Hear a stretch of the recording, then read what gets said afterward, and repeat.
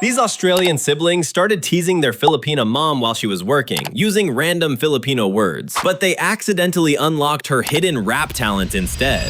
POV Filipina moms are the best rappers. What are you doing, Angelica? How are you? I'm very great. That's good. Keep quiet, ha? I'm sharing my assessment. Is La la la la la la la. Oo, karon is... Oh, ikaw man! Nag-una-una ka man! Karon Ano? Ano ang bigat lang?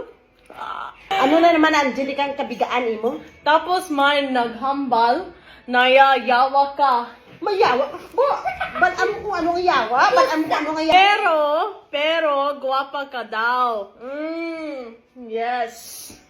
Yes. Gaga ka ba, Angelica? Yes. Hindi ka magpati-pati maghahambal. Hey guys, welcome back to the vlog. Speaking Ilonggo dialect. Pero hindi ka magpapati-pati dahil, Angelica, sa ginapahambal sang ano ha? Kasi ano na naman yung Di pahambal mo? po tatapos